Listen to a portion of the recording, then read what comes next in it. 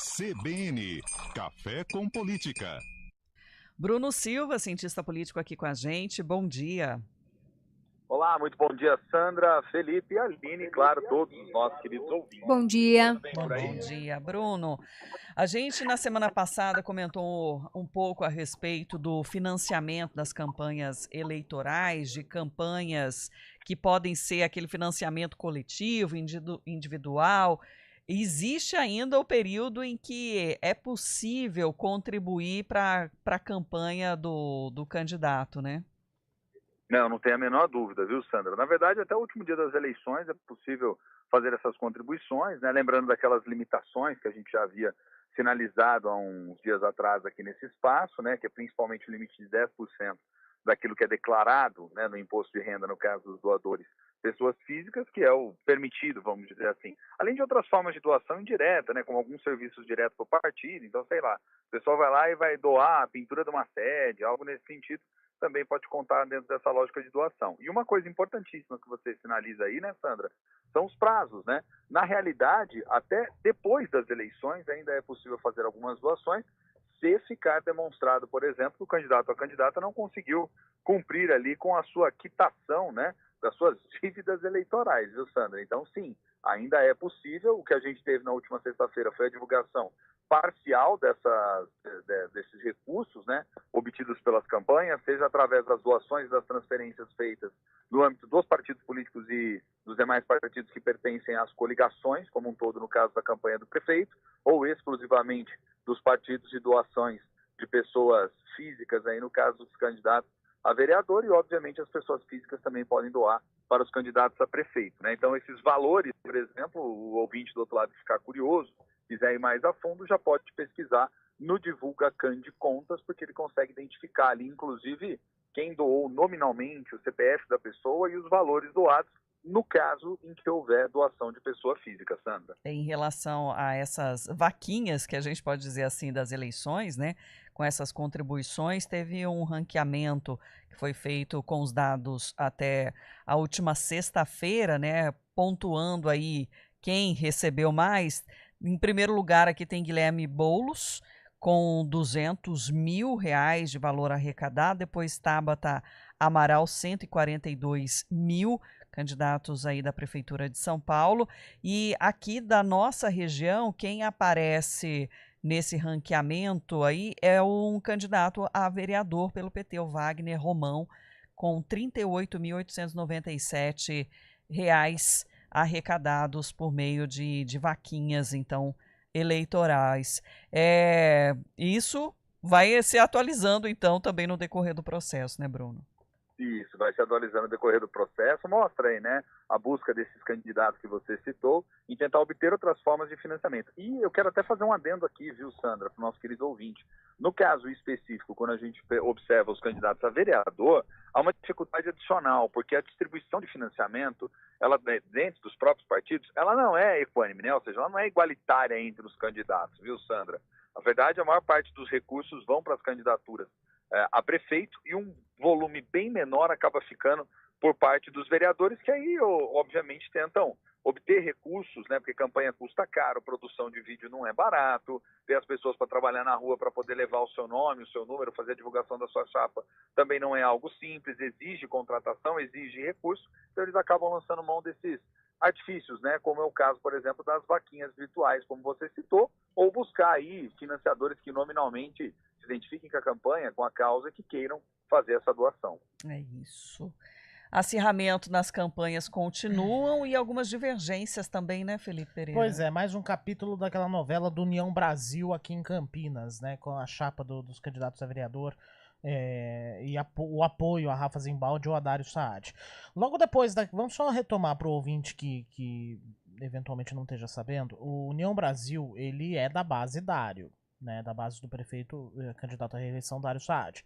Só que a diretiva estadual decidiu apoiar aos 45 minutos do segundo tempo o candidato Rafa Zimbaldi. Isso gerou um mal-estar entre funcionários da prefeitura, secretários e os candidatos a vereador pela União Brasil. Tanto que nas propagandas você pode reparar que quem aparece mais são candidatos novos a vereador do que os vereadores que estão eleitos hoje pela União Brasil.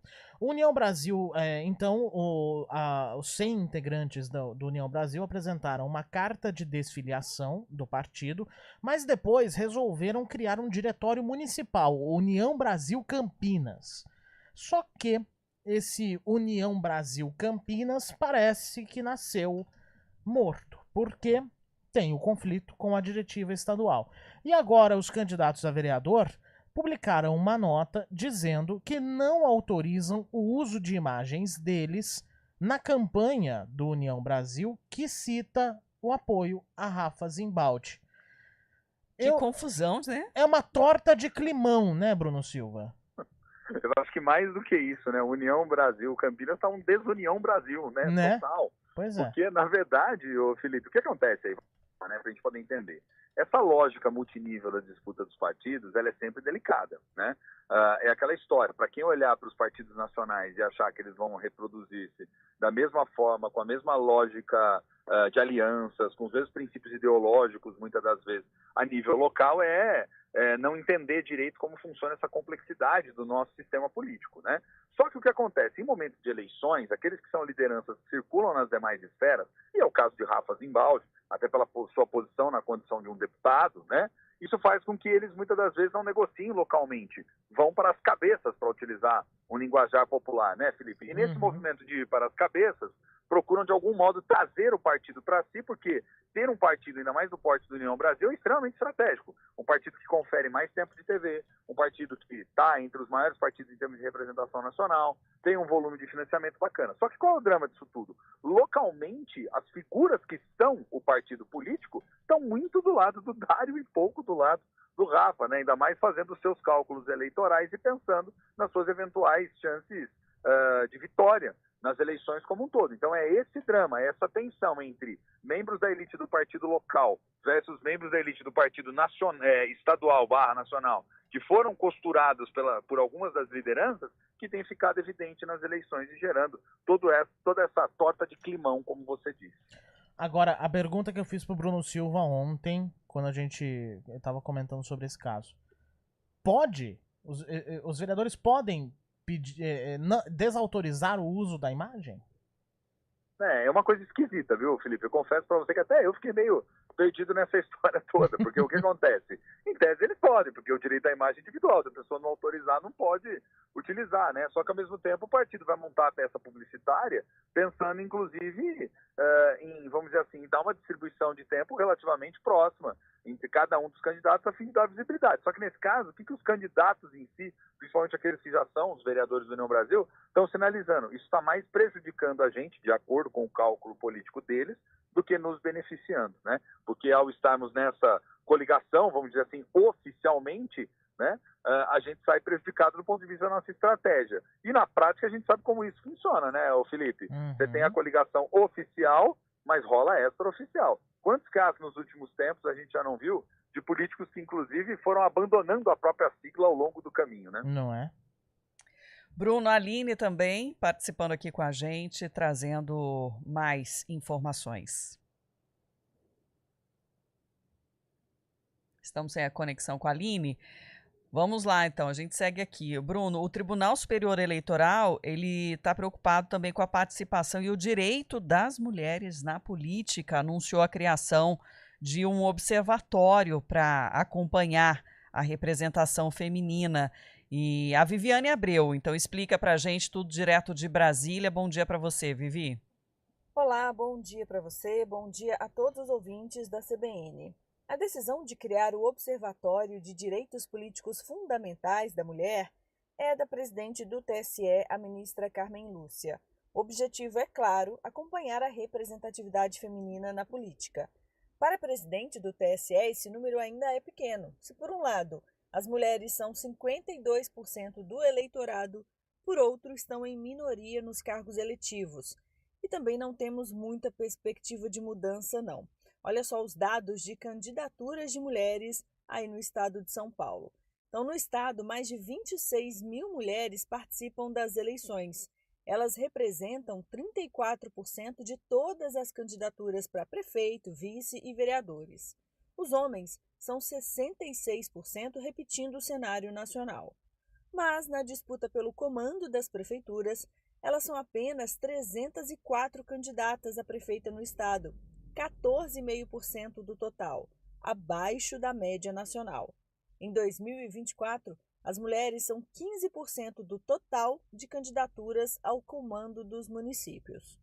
Outra preocupação do observatório é com a violência contra as mulheres que atuam politicamente. Para a presidente do TSE, a violência contra a mulher não é aceitável em casa e nem no ambiente de trabalho, também não pode acontecer na disputa eleitoral. Além da equipe do TSE, o observatório vai contar com convidados. A empresária Luiz Helena Trajano e o escritor Ailton Krenak estão nessa lista. Volto com vocês no estúdio. Obrigada, Vivi. Bruno, a gente vê que tem aí indicadores para cumprir cotas também, né? Mas temos muito a avançar ainda nessa representatividade feminina. Nós temos ainda muito que avançar, viu, Sandra? Há um desafio gigantesco, para ser bem sincero. Esse desafio ele acaba sendo ainda maior porque os partidos, ao que tudo indica, têm uma dificuldade grande de conseguir cumprir com o mínimo possível. A Vivi acabou trazendo informação, 34% apenas, né, de candidatas mulheres nos partidos, né?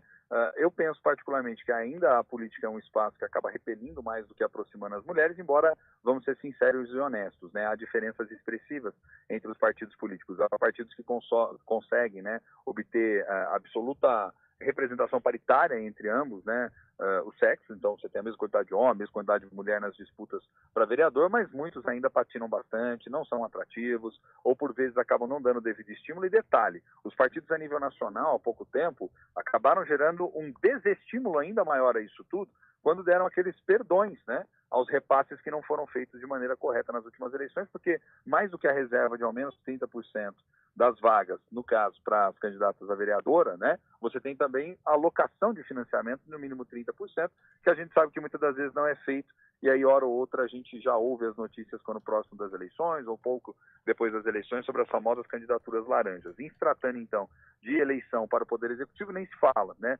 São pouquíssimas mulheres, muitos dos candidatos acabam trazendo as mulheres na condição de vice, a quantidade de vices é maior do que a quantidade de prefeitas, e aí, nesse caso, com as vices, tentam se aproximar desse eleitorado, dizendo que estão trazendo as mulheres, mas, no fundo, é inglês ver, muitas das vezes. O Brasil tem que ampliar muito a representação feminina e, principalmente, dar os meios, as condições necessárias para que essa representação se amplie na porta de entrada da política, que é a das câmaras municipais e à frente dos poderes executivos também. Bruno Silva, obrigada pela análise de hoje e até amanhã. Eu que agradeço, viu? Um abraço forte, Sandra, Felipe, Aline e todos os nossos queridos ouvintes, né? Vamos seguir em frente, quem sabe com mais mulheres na política, mas é preciso que o partido faça a parte deles e é preciso que a justiça também cobre dos partidos para que façam isso. Exato. Até amanhã.